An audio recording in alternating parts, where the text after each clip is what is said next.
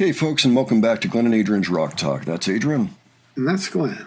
And today we return to the warning with a video that's 4 minutes long from setlist.fm. It's called Marquee Memories. And I'm actually not sure what's in here, but I do know that I looked at something in the past that was very similar in nature, about 4 minutes long and from setlist.fm, that also featured the warning. I think that last one had something to do with their phones. They showed us how they used the apps on their phone. It was something like that. So once I find it, I'll put it in the cards so you can take a look at it. So this is, I don't know, should be something similar. It looks like it was probably recorded on the same day. They seem to be wearing the same clothing that I remember. Figured it was worth a look. Also, somebody requested this, and I thought, okay. Sure. Adrian, do you remember the video where we looked over their phones and how they were using them? Oh, yeah. I've got some memory of that anyway. Yeah, they were just, showing what they do with their phones. It was a while ago. But I think Pau had mentioned things like Pinterest, and it became clear how important visuals were to her, in her composing process, etc. Anyway, let's go ahead and just take this in and see what they talk about. The description says, the warnings, Daniela, Paulina, and Alejandra stopped by our studio to talk about their favorite live music memories with Muse, Café Tacuba, and Luna. So, okay. By the way, we've featured Café Tacuba on this channel too, if you're curious. So, all right, let's go ahead, check this out. We'll discuss after. Hey, we're the warning, and these are our Marquee memories.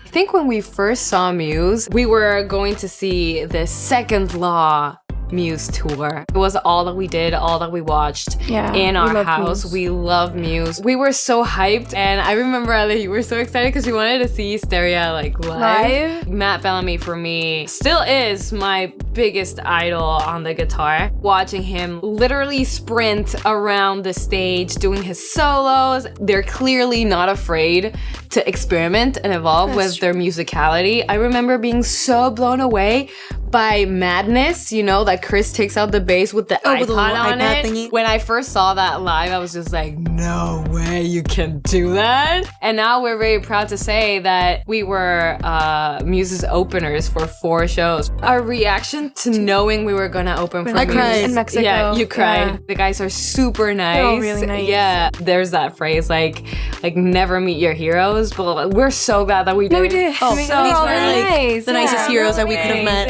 And we're about to tour with them again in Europe. So we're gonna see 5 more shows now. Let's go. Now we go over to their country. Okay, so we know that they actually did that in May of 2023. So that dates this interview to about 2 years ago. Muse, Second Law, that is one of their albums. So just gonna quick pull that up. Okay, came out.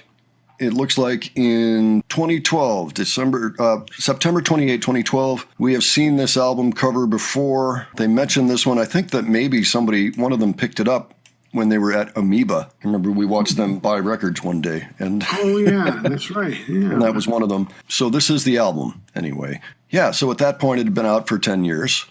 So, classic rock for them. No question about it. Okay. So just thought you might like some of that background. Let's continue. All right. Café Tacuba, we saw them live at the beginning of April of this year. We saw them in a festival called Pal Norte, which is a very important Mexican festival, and it's in our hometown, Monterrey, Nuevo León. We saw them live with our team, and they are a very important group for us because there's this song called Volver a Comenzar, which was our song. It's like the tour song. It was the first time we were doing this. We were all very new to this, our team, us. Seeing this song with our crew, it was extremely emotional. Pau was almost crying. We were all almost crying. We were all just kind of remembering what we went through last year and all the touring. I looked over to my left, and Carlos, who is part of our team, he was like crying. I'm like, stop it. And we were like, no. I don't want to cry right now. If you hear the song, you will know the dynamics it has. It starts off like super, and then it has like this sentimental. I just got chills again, just remembering. Yes, full circle moment. It was serendipitous. 10 out of 10. Now, Café Tacuba, we have checked out on the channel before. So they've been active since 1989. So I don't remember the exact song that they mentioned. I know it's named after an actual club. They are a beloved band for a lot of people. I think they're influential. And I know that we checked out something on the channel. We looked at Eres, and we made it an Ali's Choice video. So that's what happened. Yep. It was called Eres. Ali's a big fan. So, okay. Now, Luna. I've never heard about them. Let's hear what they have to say. We saw Luna when we were in Mexico City. It was last year. Yes. And we were at the very front. We were at the front. We were there. Yeah. Danny wasn't gonna go because she was like, I'm gonna hurt my I was gonna scream, and I had a show the next day. And Ali and I were like, we're not gonna scream. We're gonna be very responsible. We were not very responsible. We have a show the next day. It did not go as planned. We screamed at the top of our lungs. It was such a fun show. It was such a fun show. And K-pop shows are always very different and just like very energetic. And the next day we had our show. I couldn't speak. I couldn't either. I had no voice. But the excitement won. I was just so happy to be there. Me too. I started listening to K-pop around like 2018. And this group had a storyline to them. Like they had lore. And I became really invested in the lore. So I started learning everything about them. I have like almost all of their albums. Like I'm a huge fan. Pao comes in the room with like a PowerPoint presentation of the whole like band's lore, and they're like, "Can I explain it to you?" It was just so cool. I was just like, I was so invested in it, which really like opens up this perspective of what we listen to. Like we don't make music like that, but everything inspires us like to find different ways to create music because everything just makes sense. Music is like a language, and we can just pick from everywhere, and it's very cool. Yeah, Stan Luna. Thank you so much for listening to our Marquee Memories. Catch us on tour to make some of your own. Okay, before I actually bring it down, let me look up Luna now. Oh, here we go. Yep, it's a K-pop group with many members. Looks like it. Yeah, it's a South Korean girl group created by Blockberry Creative, composed of 11 members, and then one was taken away due to a contract dispute. So there used to be 12, apparently. There's still 11, so don't worry if you're a fan.